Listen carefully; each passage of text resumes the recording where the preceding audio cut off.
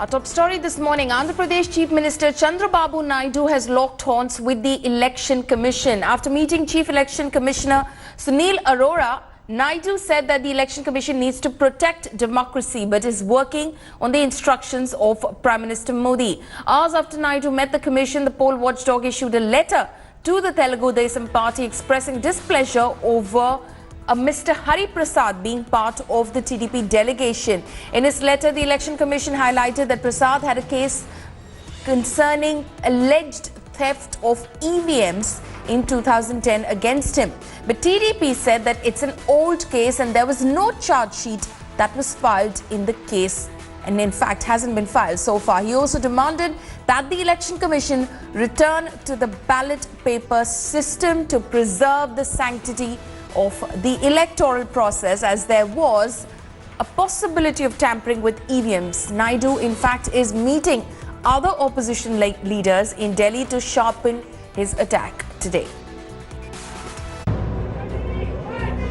An angry Chandrababu Naidu flew down to Delhi on Saturday to launch a scathing attack on the Election Commission. The TDP chief was protesting the malfunctioning of EVMs during the first phase of Lok Sabha elections in Andhra Pradesh on Thursday. Naidu alleged that 30 to 40% of voting machines were not working properly.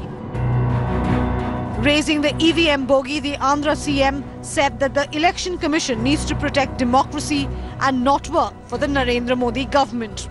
They are working in the instructions of Modi and also government of India. It is very bad for the country. Saying that institutions are being undermined, Naidu also appealed to the opposition to unite.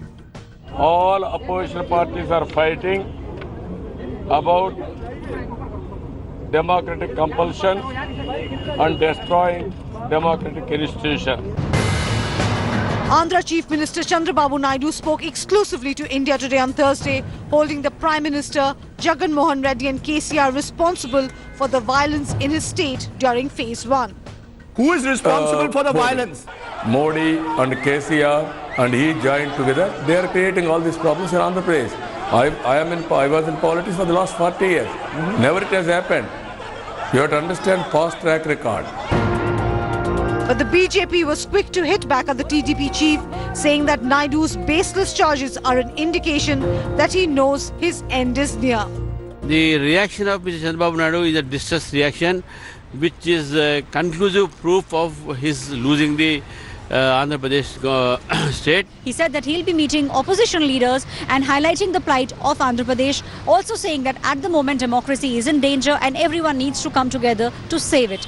He also pointed fingers at the Election Commission, saying that Election Commission has started behaving like a branch of BJP. Ishwara Paliwal for India Today with camera person Vinod Kumar. A public meeting of Congress President Rahul Gandhi has been cancelled after the district administration of Siliguri in West Bengal denied permission for his helicopter to land near the venue. The Congress blamed Chief Minister Mamata Banerjee for the denial of permission for today's rally. Citing security reasons, Siliguri Metropolitan Police blocked the Congress chief's chopper from landing in the city where he was scheduled to address a public meeting. This is not the first time the Mamata government has denied permission for a chopper to land ahead of a rally. Remember, in January and February, West Bengal administration had denied Amit Shah and then Yogi Adityanath's choppers from landing in the state. Police Commissioner আজকে আমাদের জানাচ্ছে কি জানো তাহলে আমরা কোথায় helicopter নেমে landing করাবো একটা সুপারস্টার ক্যাম্পেনার আমরা হেলিকপ্টারের জন্য পারমিশন চেয়েছি 7 দিন আগে আমাদের যদি আগে বলতো তাহলে আমরা অল্টারনেটিভ মার্ট অফ করে নিতাম আমাদেরকে আজকে জানাচ্ছে তারিখ কত তাহলে রাহুল গান্ধী মিটিংটা যাতে আমরা করতে না পারি tax BJP and Trinamool Congress are clashing with each other over Ram Navami celebrations in West Bengal. Both the ruling TMC and the opposition BJP are planning to take out processions across the state. The BJP has accused the Trinamool government of denying permission to its rallies. Meanwhile, West Bengal BJP President Dilip Ghosh yesterday courted controversy by brandishing a sword and a mace during Ram Navami celebrations in Kharagpur. Contesting from Mednipur Lok Sabha seat, the Kharagpur MLA attended numerous Ram Navami processions as part of his public outreach. Chief Minister Mamata Banerjee has accused the BJP of using religion for political advantage, while the BJP says there is nothing wrong in brandishing weapons as it is part of tradition. অস্ত্র নিয়ে রাস্তায় ঘোরাফেরা করে কাউকে ভয় দেখানোটা আর সেটা হচ্ছে বেআইনি। আখড়ার অস্ত্র অনুমতি সাপেক্ষে চলে, লাইসেন্স আছে। আর আজকে আমাকে যদি কেউ অস্ত্র দান করে নিশ্চয়ই আমি এটা গ্রহণ করব। খালি রসগোল্লা খাবো আর হাতিয়ার ধরবো না, তো হয় নাকি? দেখা যাক, মিছিল হোক, পড়ে যাবে। আমি আগেই বলেছি সৃষ্টি ছাড়া বাদন ছাড়া তারা এই মিথ্যে ধর্মের আমদানি করে যা বাংলার কালচারে মিল খায় না, বাংলার সংস্কৃতিতে মিল খায় না, ভারতীয় সংস্কৃতিতে মিল খায় না, তার আমদানি করে একে অপরের উপর অত্যাচার করছে, হিংসা করছে, সন্ত্রাস করছে। Every year we organize, and the particular temple from where we have come out, that is 200 years old. Here Ram is not a property of BJP. Ram देश का है, राम भक्ति का है, राम हमारा दिल में है। Ram Sita, they are staying in my heart. और जो हराम है वो बीजेपी का साथ रहते हैं। Now, former Madhya Pradesh Chief Minister and Congress candidate from Bhopal, Digvijay Singh, has announced that his party will hand over land of District Congress Committee to facilitate the expansion of a local Ram temple. The land in Bhopal has been embroiled in a legal dispute over a long time. Digvijay's move, however, caused discomfort in the Bharatiya Janata Party that alleged that the former Chief Minister of the state was thinking of Lord Ram only during election season. BJP claims the temple land was grabbed by the Congress. ये भगवान राम का मंदिर के लिए हमारे कार्यकाल में ही भूमि दी गई थी और इसके सामने जिला कांग्रेस कमेटी के भवन के लिए भी दी गई थी। तो कांग्रेस पार्टी ने यह तय किया है कि चूंकि राम मंदिर का प्रसार बढ़ता जा रहा है, इसलिए वो ज़मीन भी हम राम मंदिर ट्रस्ट को हस्तांतरित कर देंगे। राम मंदिर के ट्रस्ट के लोगों से जाकर पूछिए, वो दशकों से लड़ाई लड़ रहे हैं अपने ही मंदिर की जमीन, भगवान राम के मंदिर की जमीन के लिए कांग्रेस से लड़ाई लड़ रहे हैं। जमीन भगवान राम के मंदिर की कब्जा और अधिकार जमाने की कोशिश कांग्रेस की, और दिग्विजय सिंह जी कहते हैं हम जमीन दान में दे देंगे, मंदिर बनाएंगे। किसकी जमीन भैया? कौन सी जमीन आप दे दोगे? आपने जिस प्रकार की बयानबाजी करके भोपाल और मध्य प्रदेश का मन को आहत करने का काम किया है, उस पर अब आपको लोहे के चने चबाना है। Prime Minister Narendra Modi will hold a rally today in Jammu and Kashmir's Kathua district. Union Minister of State in the Prime Minister's office, Dr. Jitendra Singh, is seeking re-election from Udhampur Lok Sabha seat, where polling will be held in the second phase of elections on April 18.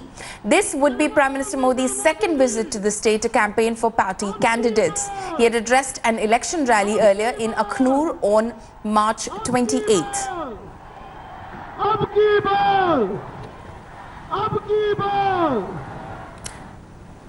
Priyanka Gandhi Vadra has once again shown her inclination to take on Prime Minister Narendra Modi from Varanasi, according to key Congress party insiders. She had recently indicated so herself.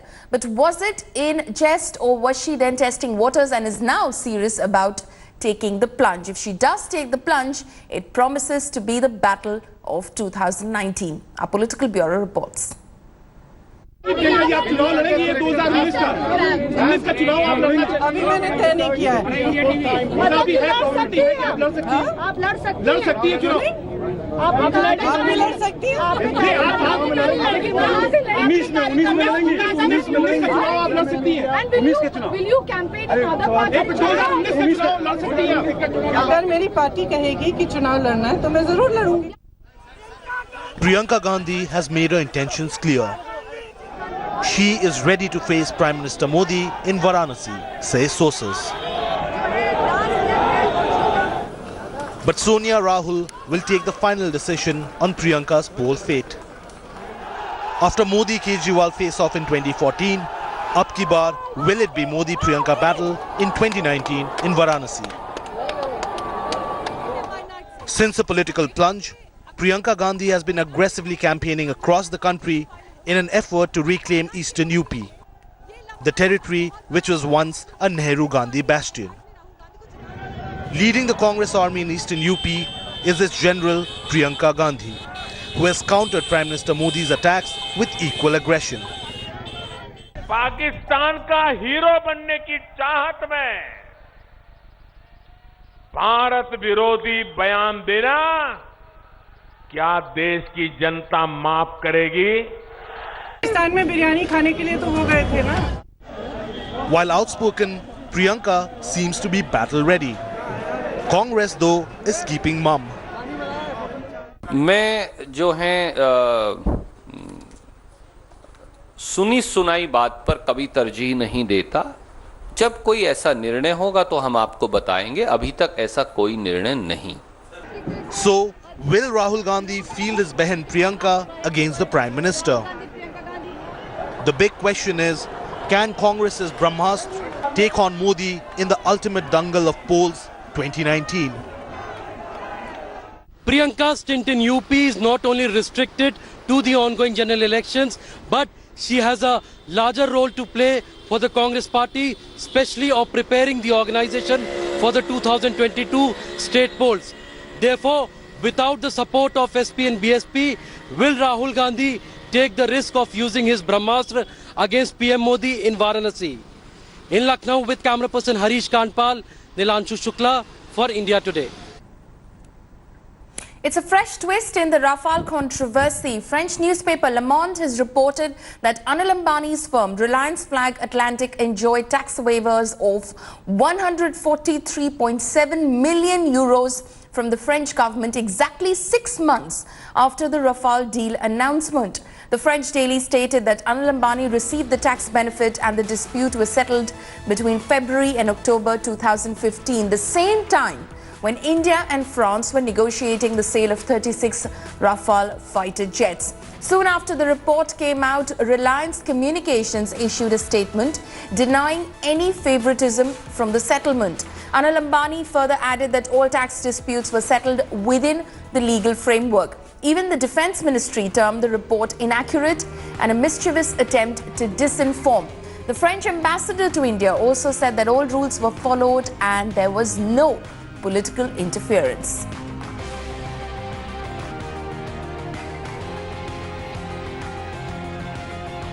€143.7 million की tax liability 36 Rafale लड़ाकू जहाज खरीदने के बाद घटकर 7.6 million euro कैसे हो जाती है? क्या कारण है कि एक अनिल अंबानी जी की वो कंपनी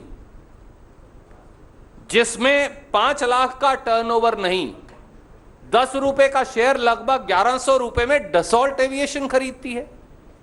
अरे वो तो लड़ाकू जहाज बनाने का धंधा करती है. वो रिलायंस एयरपोर्ट डेवलपर्स लिमिटेड जिसके पास कोई एयरपोर्ट ही नहीं, उसमें पैसा क्यों इन्वेस्ट कर रही है? Moment after Prime Minister signed intention to buy 36 Rafale aircraft, immediately after that, tax authorities gave Anil Ambani's Reliance Atlantic Flag Company a huge rebate to the tune of 1100 crore rupees. So what is this adjustment? We'd like to know. They're investigating the French government as to see why this tax concessions of nearly 150 million euro. That's close to 12 to 15,000 crores of rupees of this tax was waived. Now, that is the thing that is very, very clear, that the clear-cut deal was done. And it was done after the Prime Minister himself renegotiated the Rafale deal. Thanks for watching the video. For more such news and updates, please like, share and subscribe to India Today. Also check out our other great videos from our channel. We know you will love to.